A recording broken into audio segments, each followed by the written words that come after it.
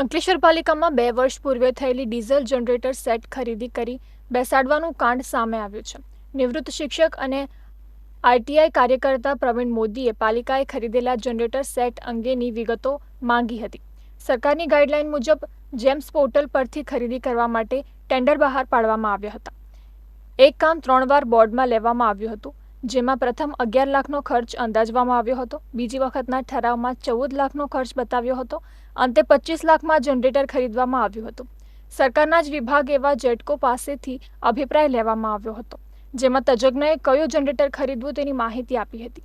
જે બાદ ઓનલાઈન ટેન્ડરિંગમાં જે પહેલા 4 એજન્સીના ટેન્ડર રિજેક્ટ કર્યા અને બીજી વાર આ જ 4 પૈકી 2 કંપનીના ટેન્ડર મંજૂર કર્યા હતા. એટલું જ નહીં, જેટકોએ સૂચવેલા કંપનીના બદલે કિર્લોસ્કર કંપનીનો ડીજી સેટ બેસાડવામાં આવ્યો હતો, જેની હાલ બજાર કિંમત 7.50 લાખ છે.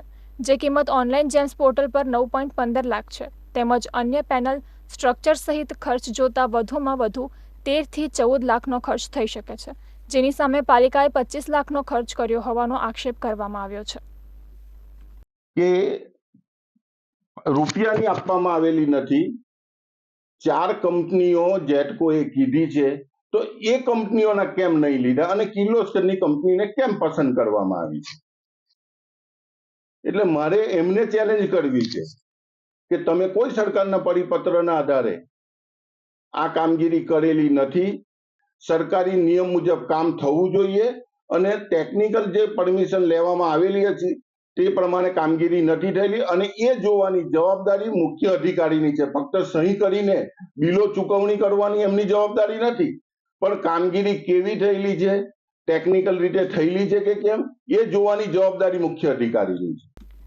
આ તમામ આક્ષેપો સામે આજરોજ અંકલેશ્વર નગર સેવા સદનના પ્રમુખ લલિતા રાજપુરોહિત, ચીફ ઓફિસર કેશવ કલોડિયા અને કારોબારી અધ્યક્ષ નિલેશ પટેલની હાજરીમાં પ્રેસ કોન્ફરન્સ યોજાઈ હતી, જેમાં ચીફ ઓફિસર કેશવ કલોડિયાએ ભ્રષ્ટાચારના તમામ આક્ષેપો ફગાવી ડીઝલ જનરેટરની ખરીદી સરકારના પરિપત્ર મુજબ જ કરવામાં આવી હોવાનું જણાવ્યું હતું. કે ભાઈ જે ડીજી સેટની ખરીદી કરવામાં આવેલી છે ગુજરાત સરકારના પરિપત્ર મુજબ કરવામાં આવેલી છે અને એમની જેમ ઉપરથી ખરીદી કરવામાં આવેલી છે. પછી ગુજરાત સરકાર સંચાલિત જેટકો કંપની દ્વારા એમની પાસેથી અમે ટેકનિકલ મંજૂરી લઈ અને કાર્યવાહી કરેલી છે અને જે તે એસ્ટિમેટ બનાવવામાં આવે છે એ ગુજરાત સરકાર શ્રીના જે ભાવ નક્કી થયેલા હોય એ મુજબ બનાવવામાં આવે છે અને એજન્સી ક્વોલિફાઈડ ડિસ્ક્વોલિફાઈડ બાબતે પણ જેમના નિયમ પ્રમાણે કામગીરી કરવામાં આવેલી છે અને ટોટલ જે કામગીરી કરવામાં આવેલી છે સરકાર શ્રીના પરિપત્ર મુજબ જ કરવામાં આવેલી છે, એની હું આપ સૌને ખાતરી આપું. અંકલેશ્વર નગરમાં ફરી એકવાર ભ્રષ્ટાચારનું ભૂત ધૂણ્યું છે, ત્યારે આ બાબતે હવે સુરત નગરપાલિકા નિયામકની કચેરીમાં ફરિયાદ કરવામાં આવી છે. ત્યારે તપાસમાં શું બહાર આવે છે તે જોવું રહ્યું.